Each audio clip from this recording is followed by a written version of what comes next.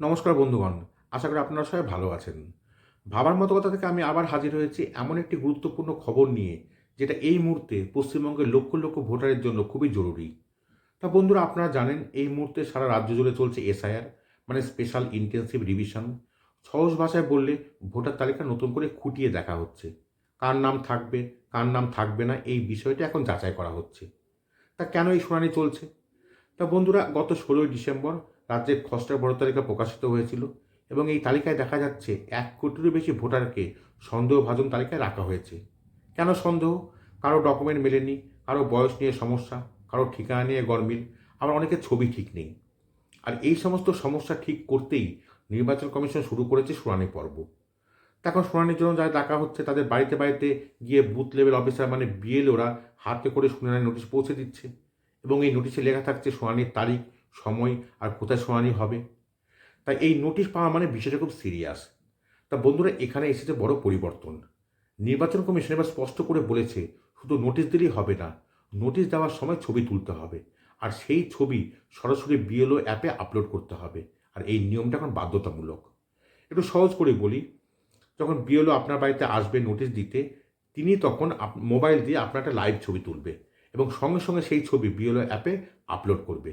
এবং এটা করা হচ্ছে ওই সময়ই আপনার সামনে। আপনার মনে প্রশ্ন আসতেই পারে, যদি ভোটার বাড়িতে না থাকে? তা বন্ধুরা, কমিশন এটাও পরিষ্কার করে বলে দিয়েছে, যদি ভোটার বাড়িতে না থাকে তাহলে পরিবারের যে সদস্য নোটিশটা গ্রহণ করবে তারও লাইভ ছবি তুলে আপলোড করতে হবে। মানে নোটিশ কার হাতে গেল সেটারও প্রমাণ থাকবে। তা কেন এত কড়াকড়ি? তা বন্ধুরা, এর পেছনে বড় কারণ আছে। আগে অনেক ক্ষেত্রে অভিযোগ উঠেছে, বিএলও নোটিশ দেননি, বাড়িতে আসেননি, ভুল রিপোর্ট আপলোড হয়েছে। আর এইসব অভিযোগ আটকাতেই কমিশন এবার বলছে, ছবি দেখাও তবেই বিশ্বাস করব। কোন বাড়িতে, কোন দিন, কোন সময়, কার হাতে নোটিশ গেল, সব কিছুর ডিজিটাল প্রমাণ রাখতে চাইছে কমিশন। আবার এই সিদ্ধান্ত নিয়ে রাজনীতিতে তর্কও শুরু হয়েছে। তৃণমূল কংগ্রেস কী বলছে, প্রতিদিন নতুন নতুন নির্দেশ দিয়ে বিরোধীদের চাপের মুখে ফেলা হচ্ছে, ঠিকমতো ট্রেনিং না দিয়েই কাজ করানো হচ্ছে। আবার বিজেপির কী বক্তব্য, আগে ভোটার তালিকায় অনেক ভুল ছবি ছিল, একজনের জায়গায় অন্যজনের ছবি ছিল, ছেলের জায়গায় মেয়ের ছবি ছিল, আর এইসব ভুল আটকাতে এই নিয়মটা খুবই দরকার। তা বন্ধুগণ, মনে রাখবেন, জানুয়ারির দ্বিতীয় সপ্তাহ থেকে শুনানি শুরু।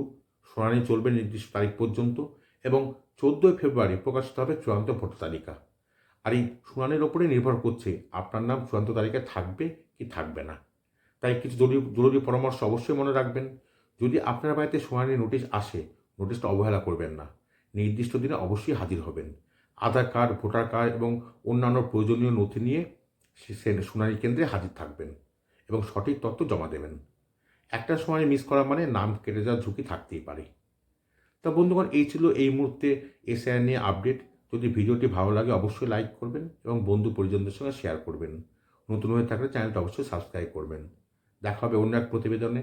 ভালো থাকবেন, সুস্থ থাকবেন।